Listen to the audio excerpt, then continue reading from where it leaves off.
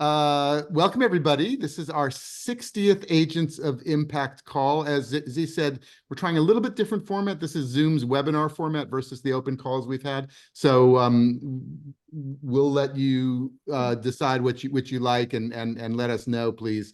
Let's jump right in. I think that you can still introduce yourselves as has become sort of a tradition on these calls on the chat line. I was getting some word that maybe, oh, chat is open now. Okay, so please do, there we go, now it's cranking. Who you are, where you're from, what role you have, both with the great deployment, as we've been calling it, and with blended finance, catalytic capital, muni bonds. Let me bring in my colleague, Amy Cortez, who has been leading on this new beat. We've launched Deploy recently, Amy. Congratulations. Oh, thanks. Deploy with a question mark, because no, deploy with an exclamation point. All right, exclamation. And it kind of brings together what we had been doing. Amy leads on our climate coverage, and it also brings together the CDFI coverage we've done for so long, and folks are here in that world, and then also local vesting. Amy is the author of a book called Local Vesting, and so there's a whole local angle to this, and then of course also our muni bonds work. I think you call them muni geeks that have kind of gravitated to our muni coverage over the last year or so, which has been supported by the Robert Wood Johnson Foundation, which we thank them for.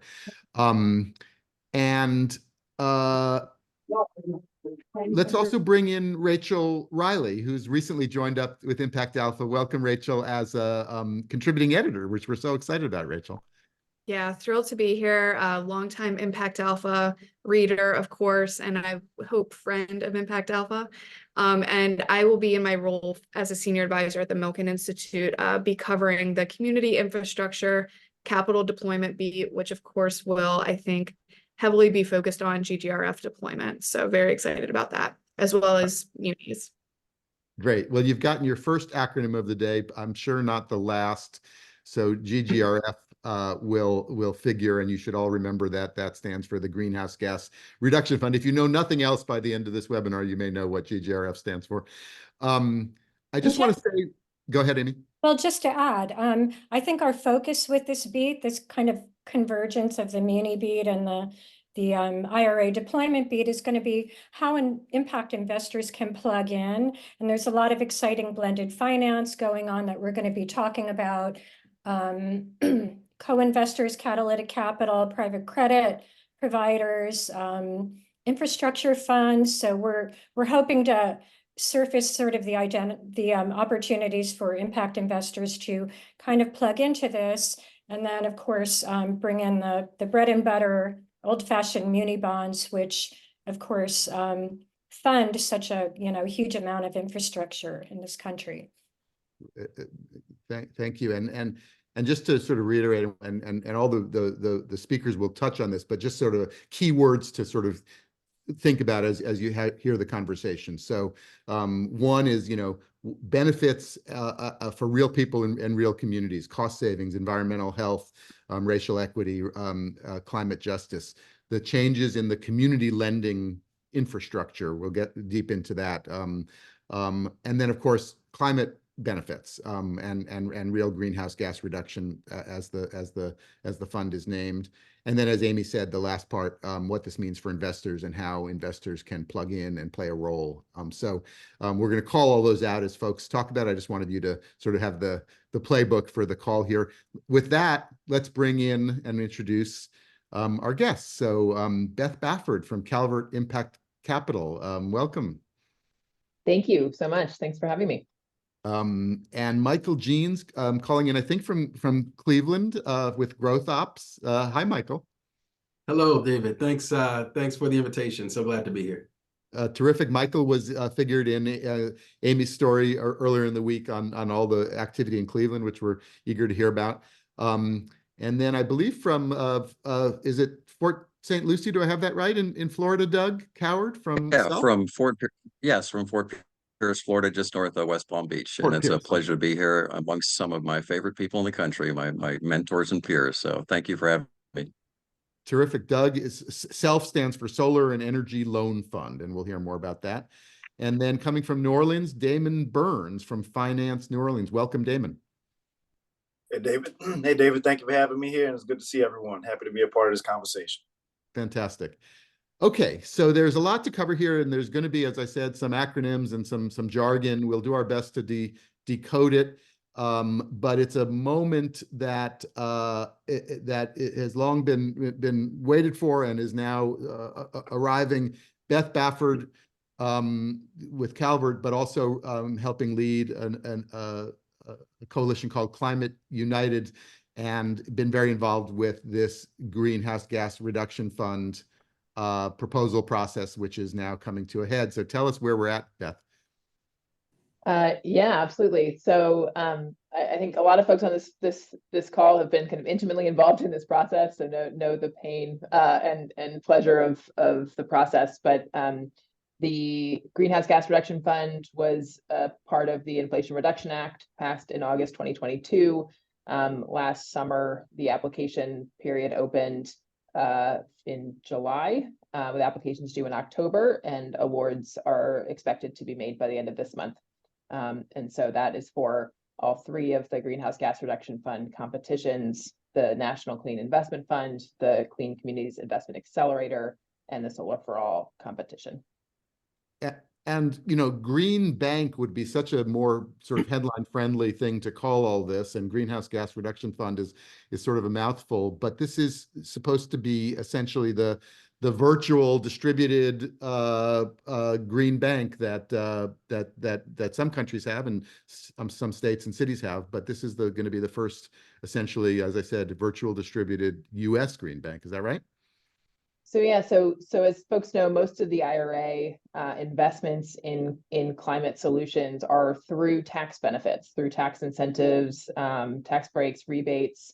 So this is the largest kind of direct spending program in the IRA, and it's really, I think, smartly recognizes the fact that a lot of tax incentives and tax benefits tend to accrue to higher earners and corporations who have tax liabilities, and don't tend to accrue or benefit the majority of communities across the country. And so that's why this program is really focused on how to drive the transition, drive the benefits of clean technologies in low-income and disadvantaged communities, in what the administration calls Justice 40 communities, because there's a need for a combination of the other incentives and programs with direct investments and grant programs in order to really reach the majority of communities across the country. And Climate United is a kind of a coalition. I know Calvert's obviously part of it. Self-help credit union folks know. And why a coalition? You know, how does that all work together?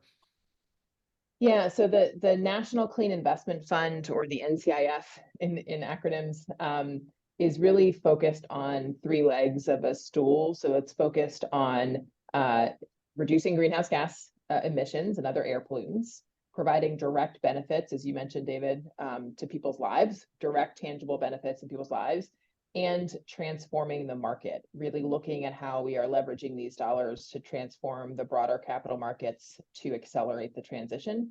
And so when those objectives came out and the structure of the competition came out, we really looked at all of the partners and organizations that we'd been talking to for the better part of a year since the IRA was passed, and try to figure out, how do we put together a coalition that is national in scope, that has coverage of all the sectors and segments that are a part of the program's focus, and have a combination of partners who are direct lenders, asset aggregators, secondary market creators, really trying to put together what we thought was a whole that was greater than the sum of its parts. And so that's how the Climate United Coalition was born.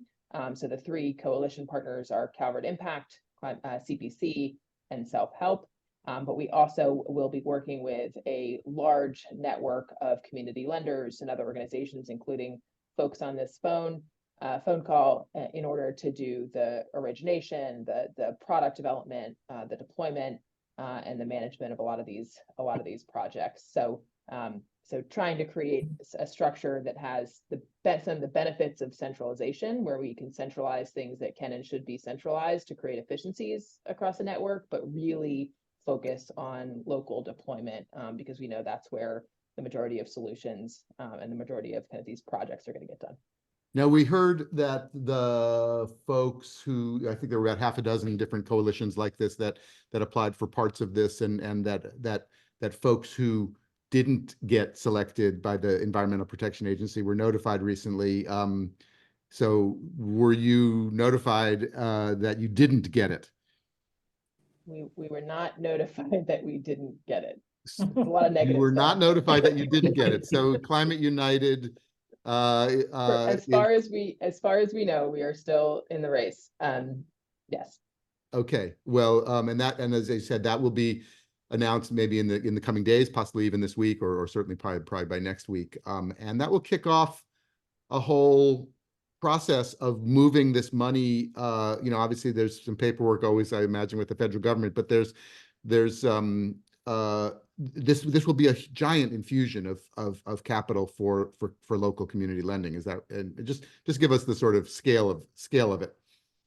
Yeah, absolutely. So the National Clean Investment Fund is a $14 billion competition that they've indicated will be awarded to 2 to 3 applicants, 2 to 3 awardees. The Clean Communities Investment Accelerator is an additional $6 billion competition, and that will be dollars awarded to 2 to 7, what they're calling hub nonprofits, that then are able to distribute grants to community lenders across the country. There's a cap on the per lender grant of $10 million for a capitalization grant and $1 million for technical assistance. And then there's the $7 billion Solar for All competition, which will go up to 60 awardees, and that's really focused on rooftop and community solar access for low-income and disadvantaged communities. I'll use the acronym, the CCIA, this Clean Communities Investment Accelerator, and Solar for All, 100% of the projects financed with those dollars need to be located in low-income and disadvantaged communities. For the National Clean Investment Fund, it's a floor of 40% for the administration's Justice 40 initiative. I think we and others expect it to be higher than that, but there is kind of a carve out or a explicit target for the amount of the investment dollars that are going into low-income and disadvantaged communities. So Beth, you have not been informed that you did not receive the funds. So assuming all goes well, you get approved, you get the money when? Give us a sense of the project pipeline and when things actually start to flow. Yeah, it's a great question. So what we know is just what's been put out publicly by the EPA in terms of their expectations of the timeline. And so they have stated that they'll make awards by the end of March. The hope and expectation is that all of the awardees will be under contract by July, so that funds would be available shortly thereafter. So that is the current timeline. So our pipeline planning and preparation work has been under the assumption that we'll be deploying capital in Q3 of this year. So my understanding is, as you said, that the money will flow down. There's some top level intermediaries, but ultimately, like, real loans to real projects will be made by local lenders, community development, financial institutions, and others. And what are we talking about? What kinds of projects? What kinds of why is this different access than was previously available? Yeah, absolutely. So a few things to look at. So one is just the priority kind of project categories and the qualified project definitions. And then I can talk a little bit about Climate United strategy. But the 3 priority project categories in the legislation or in the guidance are distributed generation and storage, zero emissions transportation, and zero emissions buildings, so building decarbonization. So those are the areas that the EPA has said that they would like the majority of these funds to go towards. And so when you think about it, it's really about deployment, right? Like you said, like last mile deployment of things that we know work. We know these technologies work. We know we can electrify buildings and reduce emissions and improve air quality. We know we can deploy solar and provide access to clean and affordable energy. We know we can put EVs on the road that both reduce air quality issues and provide a good option for either a family or a truck driver or a school bus. And so it's really all about deploying technologies that we know work. The 6 qualified project tests quickly are reducing GHG emissions, reducing other air pollutants, providing direct benefits to American communities. And there's a list of 7 things that qualify as one of those direct benefits. Financing projects that may not otherwise have been financed. So there's essentially in the impact investing world, we call that an additionality test, making sure this is not crowding out private capital, but crowding it in. It has to leverage private capital, and it has to finance commercial technologies. And there's a definition of that in the guidance. And so really looking at how are we providing the catalytic capital, the risk capital to support things that would not have otherwise been financed in the market today, but when they are financed, are providing those direct benefits to people's lives. And that's mitigating things like duration risk, right? A lot of lenders have an issue going out long enough to finance a lot of these assets. Mitigating credit risk for either a consumer or a small business or a building owner. Mitigating adoption risk. So obviously things like electric vehicles and charging, right? There's a lot of questions of if you build it, will they come? And how do we kind of mitigate that to accelerate adoption? Residual value risk, which sounds wonky, but it's basically, you know, these are a lot of new vehicle types and nobody knows the Kelley Blue Book value of some of these vehicles 10 years down the line. So so it's really hard to finance those assets. How do we mitigate some of those risks? So it's really about how do we leverage these funds to look at how to get the market moving faster so that we're not waiting 10, 15 years to build data and track record for things that we expect might work, but don't know that for certain. And so that's a lot of the focus of the program overall. On the Climate United side, we focused on 6 main market segments. So in terms of like, what does this actually look like? We're looking at consumers. So we're financing EV cars for low-income families, financing green mortgages for individual homeowners, looking at home upgrade loans. On second one is multifamily housing. So looking at how we are decarbonizing affordable multifamily properties. Third is small businesses and small farms. How we're looking at supporting small business owners and their buildings and decarbonizing and providing access to solar. Fourth is community infrastructure. So how are we providing access to solar and electrification for churches, childcare facilities, other houses of worship, community centers, buildings that could benefit greatly from accessing solar and lowering their energy bills, but haven't had access to credit that a lot of the large corporations have had. Fifth is schools. So looking both at school bus conversion to EV school buses, as well as decarbonizing K-12 school buildings. And then lastly is community solar and some kind of other transportation assets. And so that's really where we're focused. And our partners at Self-Help are really leading on the consumer side and developing those products. Our partners at CPC are really leading on the multifamily housing side and leading on those products. And then our team at Calvert is doing most of the non-residential segments. And happy to talk a little bit more about kind of how money moves, but that's what I was going to say, because the blended lot. finance catalytic capital part is obviously sweet spot for a lot of the folks on this call and for Impact Alpha. And I know you mentioned schools, and I know you've also been thinking about how to sort of take the GGRF money, Greenhouse Gas Reduction Fund money, and turn it into multiples of that through various blended structures. So maybe that's a good example, the Vermont school example. Yeah, absolutely. So there's 3 main ways that we're looking at deploying capital. One is through development of standardized products where we can really build a secondary market.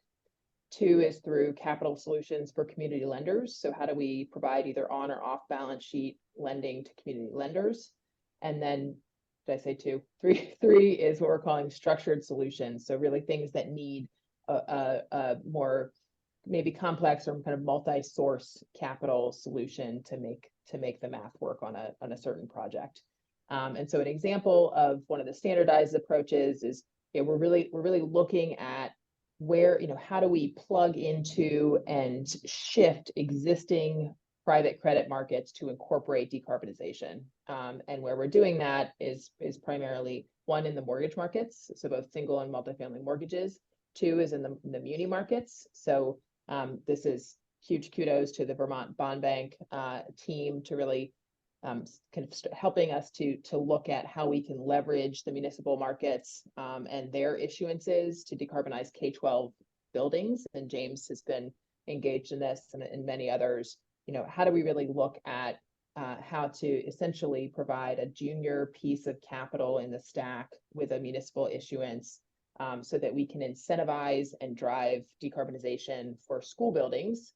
So these are, you know, most states and municipalities have long lists of their deferred maintenance on the school buildings that they need to get to and that they're looking to finance over time. How do we make sure when school buildings are getting renovated or upgraded or constructed that they're done to a zero emissions or as close to a zero emissions standard? And how do we provide the capital that enables the buildings to do that? And so that's really where we're looking to leverage initially. Our focus on leveraging the muni markets is really looking at schools because of that that three legs of the stool, right? It reduces schools are enormous users of energy and huge issues with energy as a large budget item in schools. I think after personnel, it's the second largest budget item for most school districts. So how are we reducing the energy usage for the schools? It provides direct benefits to the people in the building, the students, the teachers, the staff, right? In terms of cleaner air and more energy security. And then it's the market transformation piece. How are we teaching the public finance markets to understand how to do this so that we can show and provide the blueprint, and then hopefully that can be adopted over time and figuring out how to make that work over time, because $27 billion is a lot of money. It's not nearly enough to decarbonize every K-12 school building in the country and do all the other things that we're hoping to do with this program. Terrific, Beth. Thank you so much. Everybody can see why Beth is such a terrific friend of Impact Alpha because of explaining all these things to us in such clear fashion. And there's going to be plenty to unpack both on this call, but also for months to come. So, but stick around, Beth. But let's go to Michael Jeans in Cleveland. And I'm going to ask just a kind of naive question, but I would imagine that it's possibly on the minds of some folks on the call. Is, you know, what is a green bank and why did you need to start one? And then let's dig in on Cleveland. But sure. So Michael. that was thank you, David. That was one of the questions I had as we began to contemplate this. You know, as a finance and economics guy, I tend to think I know most of the terminology, but this green bank thing was new. And so I had to learn a lot about it. But essentially, green banks are designed to do a lot of the work that Beth just shared. And if I were to, you know, begin this dialogue the way I should, next time I'll know not to follow Beth Bafford. Let's, you know, let's start there. So the Green Bank essentially takes financing tools and other forms of capital to place them in energy efficient, renewable organizations, companies, municipalities. Some of those structures are off the shelf, if you will. So if you have a banking or capital markets background, then you'll be familiar with the different term facilities or mortgages or otherwise. But sometimes we have to be a bit creative, and we'll get into some of the reasons why later in the discussion today. But essentially, our focus with the Green Bank is on the aforementioned. Our Green Bank is Go Green Energy Fund. But the pre-existing organization is Growth Opps. And so that's our community financial institution, which allows us to take economic and community development and marry it with our clean energy solution so that we can do more of the work where it needs to be done. Michael, we wrote about this week the story of how that kind of came together in this olive community approach, right? That Cleveland and the greater Cleveland area, county, state, like all coming together. So tell us, like, what's at stake here? What mobilized everybody? Like, how did this come together? You know, Cleveland has a lot of stories that aren't always familiar and told. And so one of the things that is on the minds of those who've been around long enough to remember is the river, you know, burning on fire. And but what gets missed in that story is that, you know, Carl Stokes, you know, first Black mayor of a major city, was mayor of Cleveland thereafter. And and he becomes really an impetus to the EPA forming, why we needed to have such regulations. And so the notion of a community coming together around environment and climate and operating in cleaner manners was not necessarily new to Cleveland. As maybe known as a Rust Belt or an industrial Rust Belt, we recognize a couple of things: that we can do this better. And secondly, when we look at our role within the state of Ohio being the third largest emitter in the country of greenhouse gas emissions and the 27th in the world, there's no path to our global climate goals that goes around Cleveland and that goes around Ohio. So the George Gunn Foundation, the Cleveland Foundation, Cuyahoga County came together to help us with feasibility. Is there an appetite? Is there a market? Can a market be created? And we raised our hand emphatically to say we want to be a part of this work and we want to lead this work. And just say a little more about the sort of what may become called the Cleveland model. Like who are the stakeholders that you have to get in the room, and then how do you go after things like the greenhouse gas reduction fund money? Yes, indeed. So we have taken the model that we've created kind of here in Cleveland, and we've expanded that to what is called the Industrial Heartland Solar Coalition, which we lead as Growth Opps, and the lead applicant under Solar for All, which you heard a moment ago from my colleague Beth. And so that coalition, led from Cleveland, includes 8 states and 31 communities. So when you think of, or you mentioned stakeholders, that's a lot of corralling, that's a lot of collaboration, but at the end of the day, we recognize that we can do more and better together.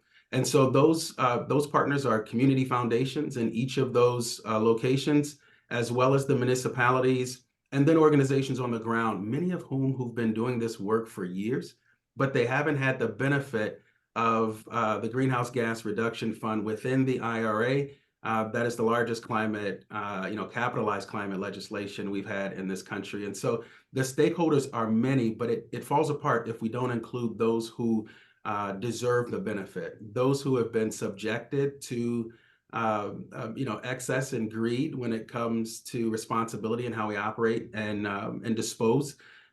They've been the ones who've been the most vulnerable. And I think this legislation points to our responsibility to not make them be the responsible parties for the solution, but to certainly include them in how they want to see their communities redeveloped, how they want to see their streets the same, and their homes being included as infrastructure and not the degradation of the homes. So this is an exciting time to plug into a lot of what I heard Beth share. I'm sure what I'm going to hear from Doug and Damon. Our work is so adjacent, and if it were a Venn diagram, it's overlapping. And so in our localized communities, that's where the work gets done. But we've regionalized the approach with centralization so that we have efficiencies and push that back into the local communities where it fits. And just again to sort of key in on the sort of leveraging or the catalytic aspects of this, and how you turn as Beth said, quite a large amount of money, but into an even much larger amount of money that's needed. So what are the kind of other mechanisms or other places where investors and others can plug in? For a bit of context, our application is for $250 million. And our goal is a target and range goal. So on the low end, 8 times that, we'd like to raise an additional capital in multiple forms. The high end, the stretch end, is 12 with a target of 10. And so, what do those forms of capital look like? If we begin with the $250 million, that's a grant. Just so my math is right, you're talking about $2 to $4 billion. Yeah, 2 to 3, essentially. Yeah. If we have a great day, then it can exceed that. And so the $250 million is a grant from the EPA. And we recognize and have had tremendous conversations with philanthropy who've recognized the role that philanthropy could and should play so that this climate transition is a just one and that it's an equitable one. So I should say that non-repayment capital is necessary. Recall also the 250 is restricted toward solar, and so a lot of that is rooftop solar on homes. The additional capital that we raise can allow us to finish the home, complete the home, augment the neighborhood so that it's not just a new roof with shiny photovoltaics on top, but we've got a reinforced home and a cleaner living environment for the folks who've lived there. That should translate into a higher appraisal values for those homes. So then the other capital can come in the form of green bonds, municipal bonds, investments from a myriad of investors who would qualify, as well as traditional capital markets on the banking side. Ideally, the cost of the capital is low. As a 501c3 with likely some other structures coming on board to support the work, our target's not for us to have a 10 or 14x return on the work that we do. All of that return goes back into mission, back into our target market and the communities we serve. Fantastic. Well, Michael, thank you. And again, stick around and let's move on to another example of a community lender, and Doug Coward from Self. Good afternoon. Hey, Doug, Doug.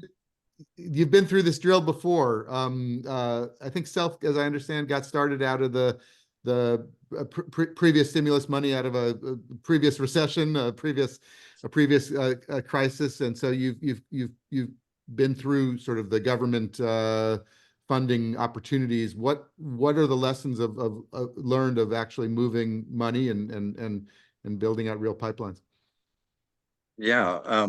First of all, thank you again for having me today. My background, I've been in Florida for almost 40 years, and I have a background in environmental planning and got a wild hair and ran for county commission at age 29 and served for 12 years on the county commission. And throughout that period, I was trying to open up the clean energy economy in Florida, and was, running into a Tea Party governor who wouldn't let staff even utter the words climate change, and energy monopolies that controlled the market and were not in support of clean energy. And so we worked within that environment for almost 10 years trying to affect policy. But unfortunately, Florida does not have any meaningful policies. In fact, many of them are punitive. We can't do PPAs, we can't do community solar. There's a variety of different things we cannot do. And the flashpoint for me was when our largest utility in the state proposed the 6th largest coal plant in America in our backyard here in Florida. And I just couldn't believe it. We don't even have coal in the state. And obviously solar's our prime opportunity. So I met with the president of Florida Power and Light, and I asked him, please, could we do a solar demonstration project in my community? And his phrase to me changed my life. He looked down his nose at me and he said, Commissioner, you give me my project and I'll think about helping you. I left that meeting with steam coming out of my ears, trying to decide, why do I have to get permission from a Tea Party governor and an energy monopoly to open up the clean energy economy in the state? So it was at that point that I set out on a mission to try and figure out what could I do as a local elected official to kickstart the clean energy economy in Florida and basically go around. And so at the time, ARA was just rolling out. President Obama was obviously a big advocate for clean energy, and there were funds available through DOE. Receive a seed grant to basically pilot the first green CDFI in the United States back in 2009. And so we set out to basically prove the green CDFI model, piloted here in St. Lucie County, Florida. And then over the subsequent 14 years, we've now expanded this program from 1 county to 7 states, and we're about to open up 3 more. We've helped about 10,000 people, and we've got a LMI penetration rate of about 74%. So, strategy-wise, being here in a red state that is largely opposed to what we're doing, we had to develop some pretty interesting strategies. We did not have venture capital to expand. We were too small to garner attention from large foundations. So our primary strategy was to work hand in hand with local governments. As a former local government employee and elected official, I saw Self as an implementation tool to assist local governments in advancing workforce and affordable housing, energy efficiency, clean energy, resilience, green jobs, and the list keeps going on. So we've been very successful over the last decade in building strong partnerships with more than a dozen local governments throughout the state who are also interested in trying to promote the clean energy economy. So we get seed grants to build our capacity and open up new areas, and then we leverage that by bringing in millions of dollars of low cost and accessible capital build our local contractor base and then get that clean energy engine going, so that we can, help homeowners with these improvements, but also create tremendous job opportunities for local contractors. So in terms of strategy, local government has been a key. We've raised over $2 million of unrestricted grants and opened up huge new markets that have constituted about 3/4 of all of our lending today. We also work very closely with contractors. We have 1,200 contractors in our network through a 7-state footprint. And I would say that our secret sauce process that is based on an applicant's ability to pay, not credit scores. And this is one of the key issues that I think we need to grapple with as we're looking at equitable deployment of these funds.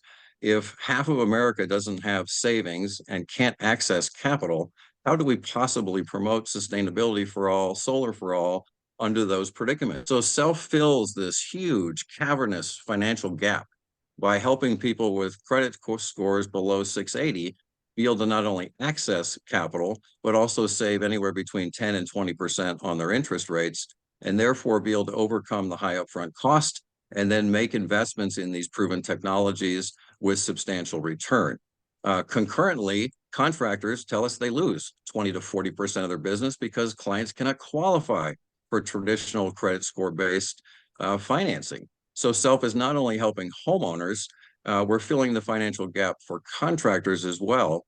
And I would say approximately 70 to 75% of all of our projects are actually coming to us from our contractors who are out working in the field trying to sell these markets or sell these products in these markets.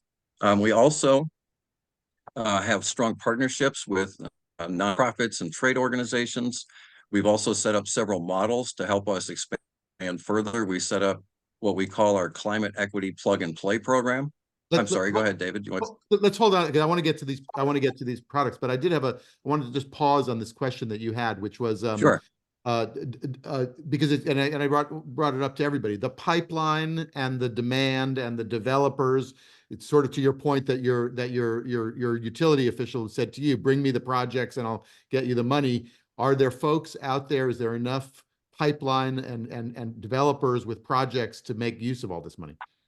Well, let me back up to the comment from FPL was, "Give me my coal plant and I'll think about helping with the solar." So it was not. I misunderstood. I'm sorry.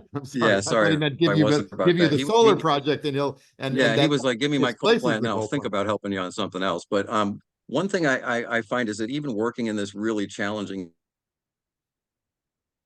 the demand for our products have been off the charts. During COVID, our first year, we increased our lending activity by 84%.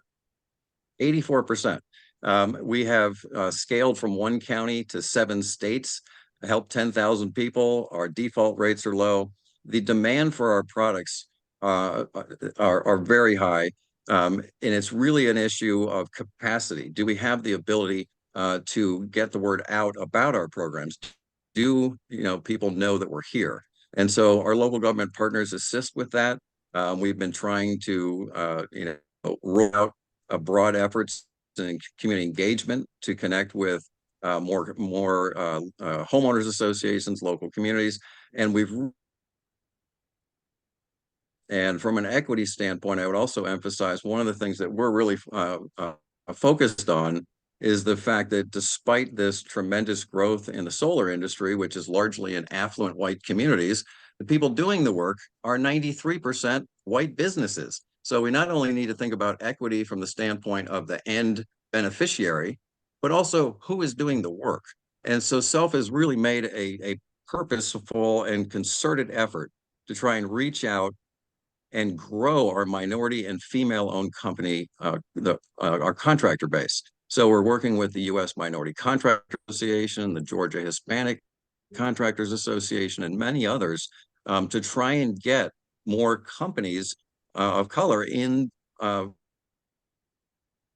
We can create even greater impacts in these target markets.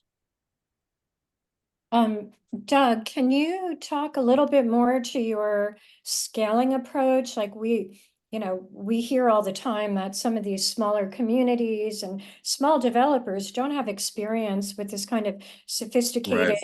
green lending. So you're kind of coming in to help, you know, supplement and boost their capacity. And I would love for you to talk about the Southern Climate Accelerator, Southern Climate Yes. Equity Accelerator, right? Right. And some of the examples there of how you're doing this. Yeah, and I look at it in two ways. One is that there's about 1,000 CDFIs in America have tremendous experience in this lane, and we need to continue to push more CDFIs into the green lending area. And then from a green bank perspective, if you look at the 24 or so green banks in America, there's huge voids.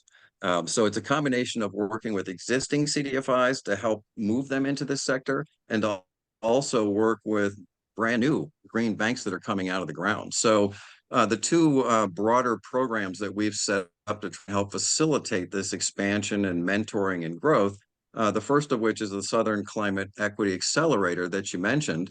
And through that program, we're connecting with, I think, 17 different organizations in 13 different states, mostly in the Southeast, and trying to network with them, share information. We provide an academy, so we bring in national experts to help train folks. And we also have developed what we call our Climate Equity Plug and Play program. So a state that doesn't have an existing green bank, instead of them having to go through what we did of starting from scratch, they can literally plug into our fintech program. We've invested, you know, heavily in our financial technology platform. And as a part of this program, we also bring loan capital.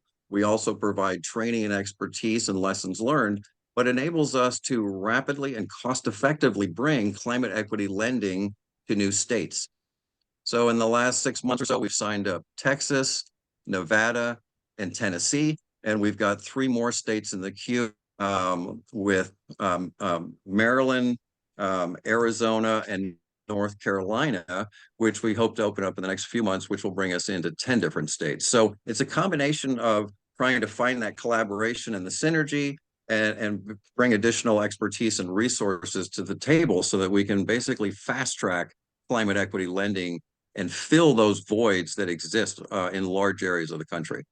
Fantastic. Thank you, Doug. And I think everybody's getting a sense now of both the sort of layers of the capital and the geographic spread, and that all of these things Right. have to happen at once, and groups have to come together and work together. And that's a good way to bring in Damon Burns from New Orleans. And Damon, you've also been through this before, I think, helping New Orleans rebuild from both Katrina and the recession. So tell us how it comes together in your area. In our particular case, in New Orleans, we instead of creating a green bank from scratch, we repurposed an existing entity. And when I say repurpose, I really mean we built on the tradition that this organization already had. So Finance New Orleans has been around since 1978. We were originally created to focus on developing home ownership programs and development programs for the city. And we did that pretty well for a few decades. By the time Katrina happened, we had built a $400 million portfolio of assets, primarily financed by municipal bonds. And almost overnight after Katrina, after the recession, that portfolio declined by over 90%. Those are buildings that were flooded out and that sort of thing? That's exactly right. So those were homes that were flooded. We didn't have the appropriate infrastructure protecting those homes. And those families had to move, they had to sell their homes, they had to collect insurance proceeds. So we received mass prepayments, and that's what made the portfolio decline. So we experienced firsthand what happens when disaster strikes and the financial implications of it, particularly for community-based organizations, be it an organization created by the city itself or a nonprofit organization who's working adjacent to city government. And that's important because the community was depending and still depends on our ability to manage community wealth and turn that into more wealth via bond issues, more commercial capital, development projects that we can attract to the city using our incentives And we were at a point where we didn't quite know how to start over again. So I mentioned that we were primarily focused on single family. And after taking a hard look at the opportunities, what some of the risks are, and the big opportunities for the city itself, we decided we're going to do housing, but we're also going to do infrastructure. So we're going to become the city's green bank in addition to its housing finance agency. And at first that seems a little odd, but when you really dig down into it, what you just said a minute ago, David, is the infrastructure was damaged, so everybody had to leave.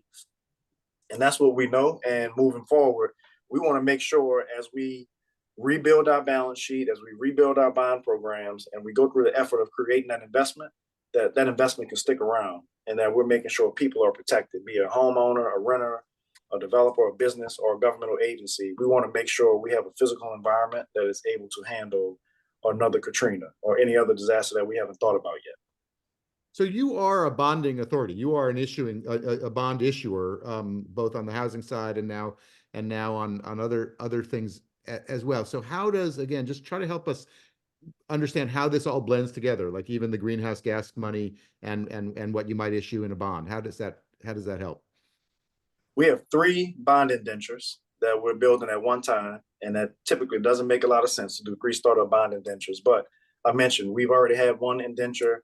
We've dabbled in a little multifamily, and we've created a new infrastructure lane. So our community demands this type of investment right now, so we don't have time to do them one by one. So we're doing 3 bond indentures at one time. We have created an investment plan or a capital strategy, if you will, to create $1 billion of impact out of those 3 bond funds. So on the single family side, we're doing what we have traditionally done with a twist.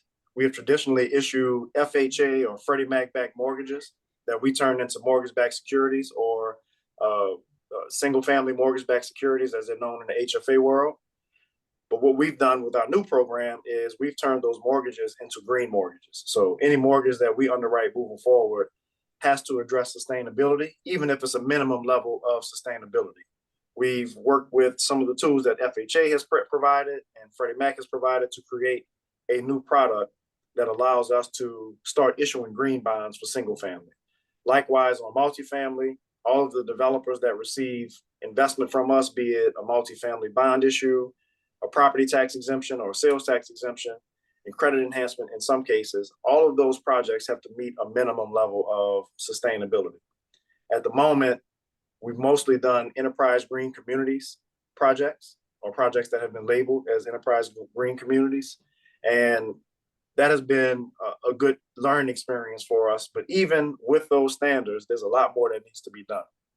So we're using our programming to help developers go above and beyond those minimum standards, but we think it's great that we do have some minimum standards.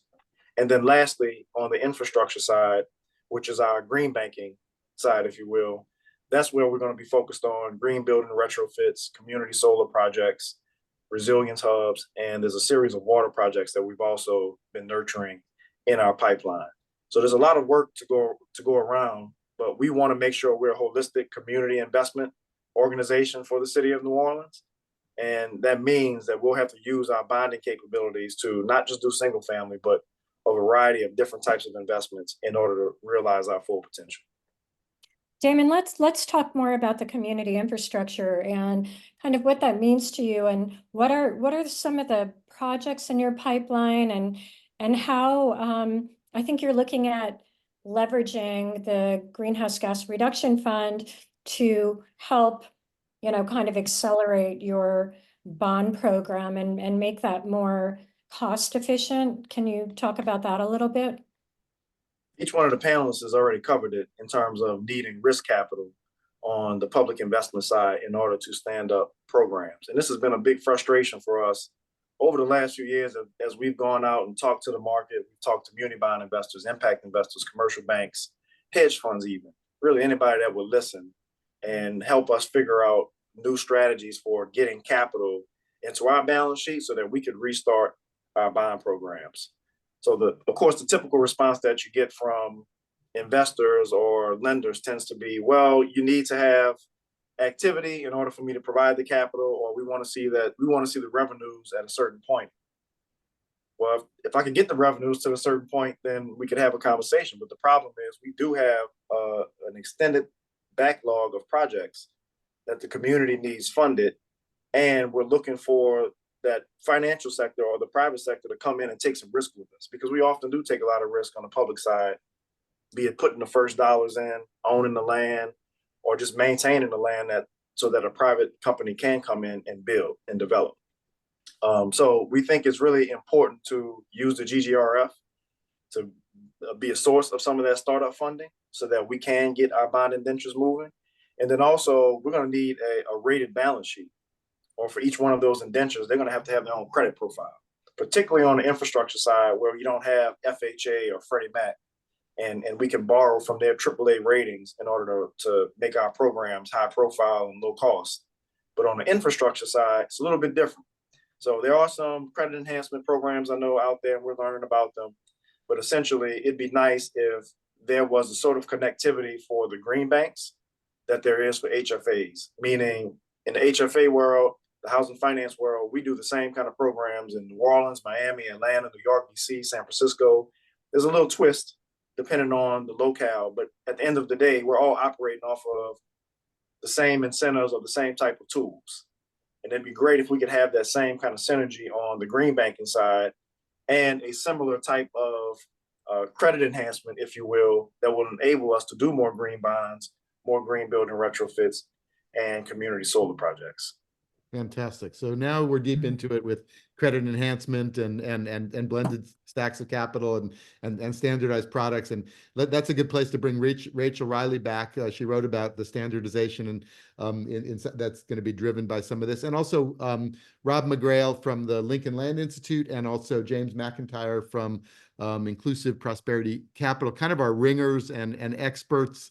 And if any of you want to just jump in with what you've heard and what stands out or what you want the folks to take away.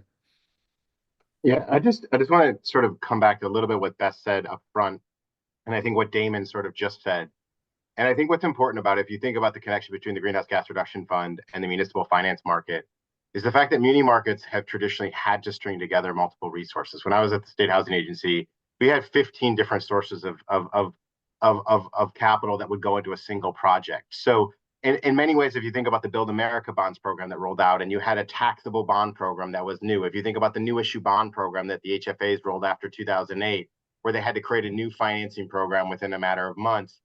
But the ability comes back to the way that you can sort of thread the needle to. And I think that the nature of how the greenhouse gas is going to roll out is in much more of a project finance role that sits alongside what the muni market traditionally looks like. I think that that's what Beth alluded to first in some of the Vermont Muni Bond Bank work, and some of what Damon's talking about is like, how do you put and risk tranche effectively in this market so that we can get to the concept of standardized products? Because I think that in many ways these are, and I think it's also an infrastructure challenge. So it's really about, I think, the ways that state and local governments can be creative in leveraging resources that they sit along. Because if you think about it, the same thing that Beth talked about, that every panelist has talked about, is we're trying to solve for the same problem, whether it's, it's affordable housing, but it's making affordable housing greener. It's our transportation system and making it greener. It's our schools and making it greener. But the former has been financed in the capital markets through the municipal bond market. And we don't have a $26 billion problem in the United States. We have a multi-trillion-dollar challenge. If you think about it, the New York City Housing Authority has a $72 billion capital needs by itself, which is entirely made up of things that could sort of green itself. So I think the burden's going to become on how those folks and actors in this market can think about creating standardized products, but how they sit and weave, and we can, as a country, thread the needle through money that's flowing down, but how it can flow much more easily into the projects that need it, many of which have already been financed in the municipal finance market. That's great. And just to sort of reinforce the point, what I think you're saying is there's a layer that's risk capital. Everybody said that it can be greenhouse gas, and there's other sources as well. And then what's on top of that becomes a AAA rated or the equivalent kind of muni bond that goes out into the private capital markets and taps much more private capital than would be available from government Yeah, and I think that people just have to look at the greenhouse gas reduction money as de-risking it, right? Like, we know that default rates in the mortgage market were lower from 2008 to 2012 on homes that were less energy burdened. We know that schools that have healthier environments have healthier students, which are like lower cost to health systems. Like, there is a de-risking aspect to what we're talking about. It's how we can get capital into communities to help those who have been disadvantaged historically, but how that can actually lower the risk premium for our communities by making our buildings better, by making our infrastructure better, and solving for that in a way that actually you're de-risking communities that have been historically basically had risk forced upon them. Great. Rachel, I see you nodding and go ahead. My 2 seconds on this is, first of all, this was a great panel, and I think it spoke to a lot of what I had written about yesterday in my Impact Alpha piece. I think the standardization piece is also going to be huge in helping investors around wayfinding for investment opportunities, because all of a sudden you're seeing this fragmented marketplace, which has been developing over the past decade, be forced into some standardization thanks to de-risking. And I think that helps provide very obvious lanes for investors to start engaging, as opposed to, mom and pop opportunities to make these investments. There's a question, Rachel, too, about how foundations are working with municipalities to help get them ready. I know there's a few different initiatives underway, and you're involved with the Milken Institute folks who are doing some TA and other training and whatnot. So just give us a little bit of that landscape. Yeah, absolutely. And I may even kick it over to Damon, because I know that he's been engaged with philanthropy as well. But from the Milken Institute standpoint, we've been working on a community infrastructure center platform that can help municipalities get ready through the pre-development opportunity part of the pipeline to get them ready to receive capital. And so that has been philanthropically supported. We welcome other philanthropy to come in and crowd in additional capital to help us grow that platform. But really, our hope is that as we are waiting for capital to be deployed, we're also at the same time getting municipalities ready to receive this capital through pre-development activities and technical assistance. Damon, just pick that up from the other side. I mean, when you're trying to build your capacity and whatnot, what are the kind of philanthropic resources that you can draw on? Sure. Our relationship with philanthropy has grown over the last few years because of the situation I told you that we're in my previous comments. So we received some traditional support from a handful of foundations in the form of grant dollars to help us restart our bond indentures, to help us afford the cost of operations over the next few years. So that's a more traditional role that philanthropy has always played in the muni market.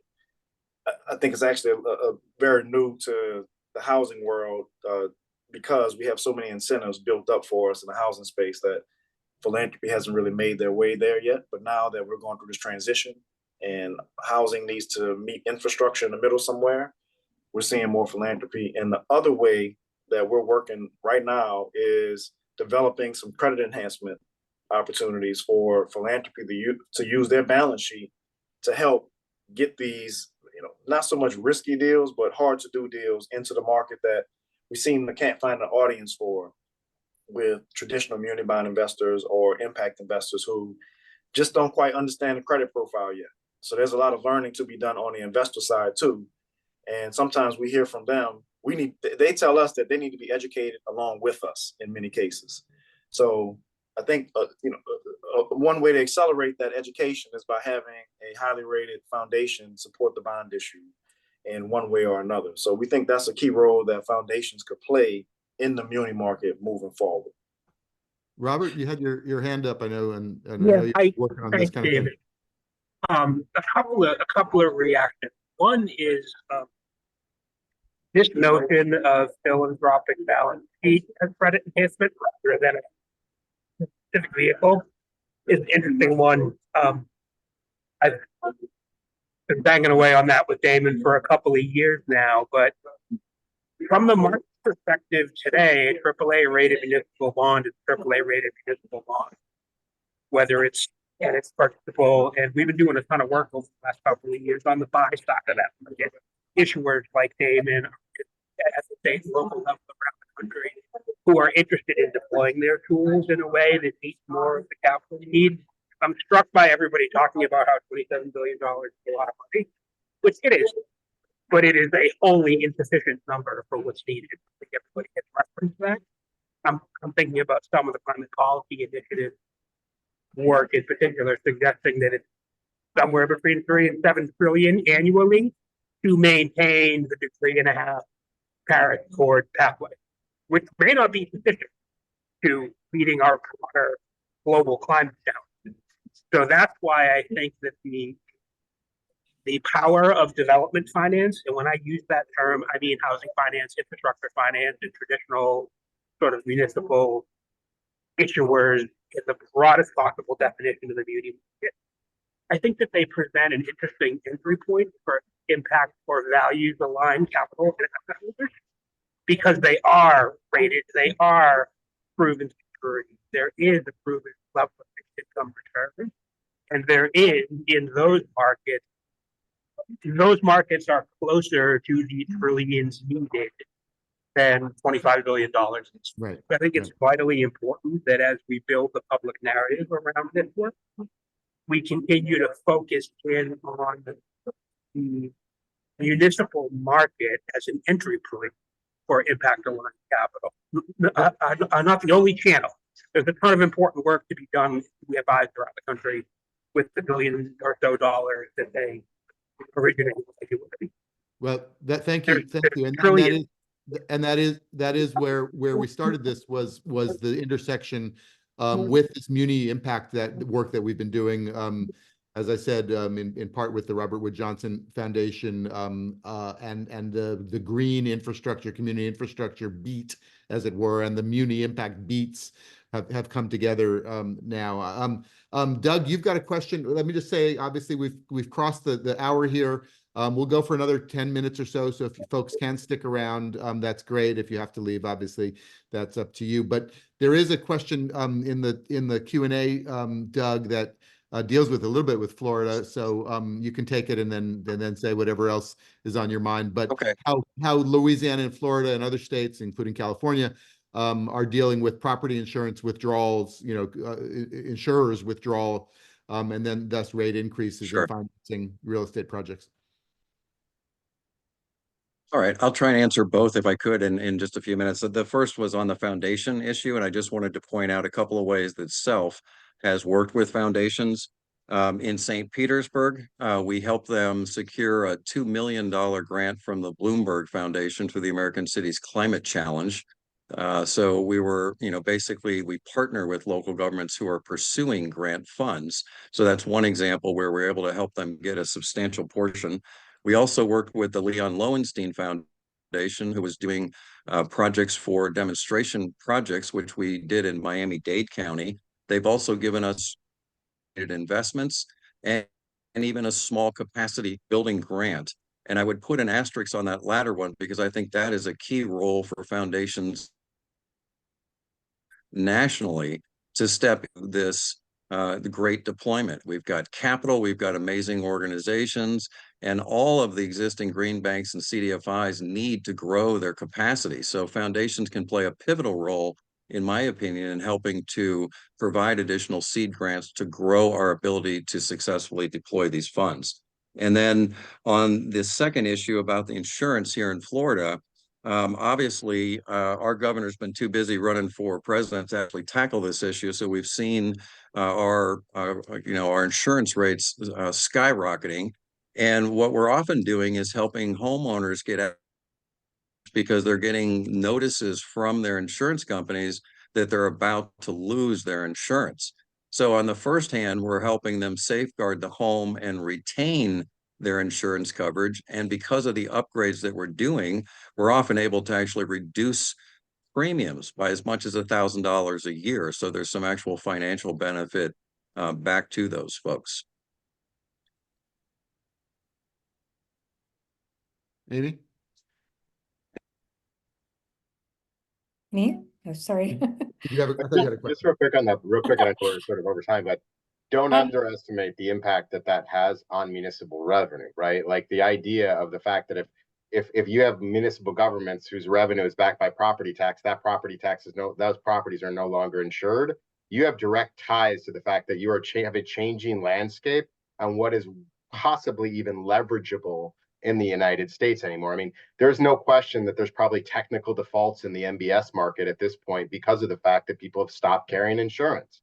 And so the access to the long-term low-cost capital that people seek, that de-risking capital, as much as the GGF is also important, like so is the resiliency play, because the ability to sort of like, should Miami be able to issue 30-year bonds today if they have not proven that there is going to be revenue in 30 years? So the question of like what the muni market looks like fundamentally is changing by the minute. Whether governors want to focus on it or not, the real issue is like, can we deliver municipal projects and projects that will stand the test of time? And so to Damon's point, like a lot of what he's been working is on actually creating resilient projects, resilient infrastructure, which will have resilient revenue to the city of New Orleans over time, which makes them a viable municipality. So I think there's this like interconnectivity around like where and how we spend money and the long-term viability of our communities. One thing I'd like to add before we close is, you asked earlier, David, about where philanthropy can play a role, and I mentioned credit enhancement. Specifically, there's a stat that just stands out to me about the muni bond market, and roughly 5% of issuance right now is considered sustainable. We need a 100% sustainable muni market. So who's going to seed us from going 5% to 100%? And some of the GGRF money will do that, but it's going to take a much bigger and longer term investment in order to really make that transition from the type of muni market we have today to the one that we'd like to see, 100% sustainable. Fantastic.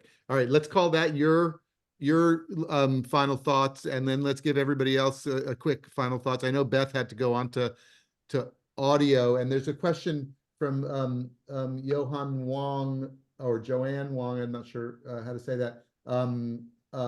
Will the IRA and all this green bank blended financing, public-private partnerships continue on, regardless of the outcome of the 2024 election? That might be a question on some folks' minds. So Beth, you're on mute now if you want to have a final thought. Yeah, it's a great question. So I mean, this program specifically is structured so that the dollars are obligated before the election, and once they're obligated, can't be rescinded. Obviously, there can be a lot of gumming up of the process, but there, in terms of kind of getting canceled, it's a low likelihood, unless there's legislation passed that rescinds it, which is on the floor of the House, I think, on Friday. So it's an ever evolving political situation. But I think this conversation did a great job of, like you said, David, kind of showing all of the actors that need to be engaged in this process. There's just an enormous amount of activity at the local level, and we need to connect that with regionally, connect it nationally, connect it in the capital markets. Like there is a role for everyone to play. And we're really excited to play a small part in implementation and really support and enable this connectivity between the great activity that's happening on the ground and what we know needs to move in terms of large scale private capital over time. And so just really excited for the challenges ahead. Appreciate the partnership of everybody on this call and everybody in the audience, because it will take all of us and many more to make this work. Indeed. Michael? David, to the question, the tax credit side of the IRA is authorized for 10 years. Now, directionality and commitment from Treasury to ensure that the credits benefit someone other than major solar investors, a little bit questioned, but those tax credits are authorized for 10 years as well. So there is some runway, I think, on both the tax expenditure and direct appropriation side for folks not to be wholly panicked that everything disappears in January of 2025, but there are certainly some pressures, like Beth referred to, and I think on the tax credit side about the technical assistance and coaching and outreach to ensure those credits are monetized in a way that is more equitable than the way in which we chose to monetize new markets or LIHTC. that Okay. always.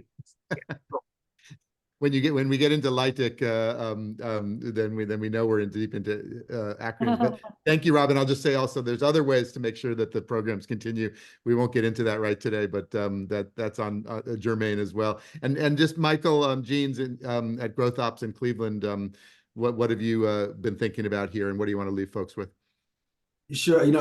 Just a couple of things. One is, I think as we heard today, the purpose of this legislation is to catalyze, right? It's not to, do all the work from A to Z. It is to catalyze capital markets. It's catalyzing those of us who know, how to make these structures work for the projects that are presented to us, and how to then create new projects. I've seen some pretty wild things financed over my career, and so I know that we can finance something such as this. I thought that might get your attention, James.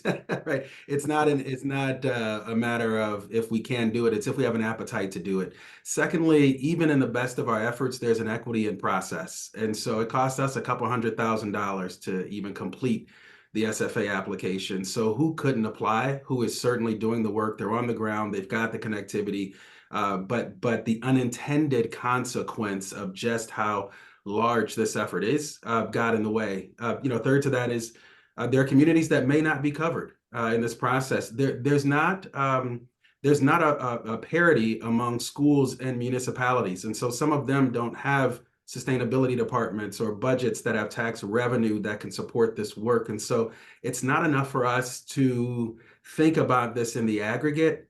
We've got to think about the equitable components of this. And if folks aren't to be left behind and communities aren't going to be left behind, then what do we create to fill in those gaps? And then to the points of my colleagues, it's going to be us working together. And if we begin in these disadvantaged communities, it is impressive to me how things of value, wherever they begin, will find themselves in advantaged communities, right? In wealthy communities. And so if we begin in disadvantaged communities, then we'll cover the landscape.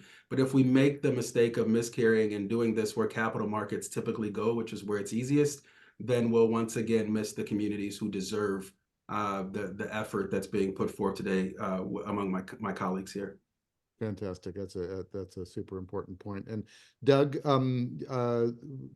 give us some takeaways. I want to just echo what Michael said. It's extremely important point here in Florida. I'm looking at Miami with a multi-billion-dollar budget, sustainability and resilience staff, hundreds of people. They're all over this, and they're well positioned to be able to secure these dollars. Drive up the road an hour and a half to, Clewiston and Pahokee, and these communities might have 3 staff members and might not be aware of the IRA and any of these opportunities. So we've got to be thinking about, how do we equitably deploy these dollars throughout the most, wealthy communities. And I would just close with this thought is that I believe that green financial inclusion is a prerequisite for climate equity. We've got to have inclusive financing available in order for LMI, BIPOC communities, low-income communities to participate and benefit from the fast emerging clean energy economy. Well, that is fantastic.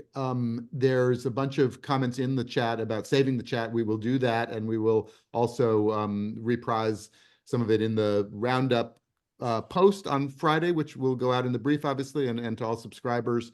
And the replay of this call will go out as well. So there'll be a lot of resources there. And then more to the point, we'll stay on the beat over the course of this year and beyond. Rachel, Amy, myself, the whole team at Impact Alpha, with all of your help. This is a learning process for us, as you can imagine, to understand all the stakeholders and the ways the pieces fit together. It takes us and the whole, I think, impact investing world out of what sometimes folks, might think of as just a kind of private equity venture world into a whole world of private credit and debt and munis and everything else. And couldn't be more excited to be working with all of you on this. And so with that, let's let it go for today. Thank you all for joining us. Thanks all to the agents of impact on the call. Let us know about the format, as we said, and we'll take that all under advisement, and we'll see you on Agents of Impact call number 61, which you'll hear about in the brief. So thanks, everybody. Have a great day. Until next time. Thank you. Thank you. Bye-bye.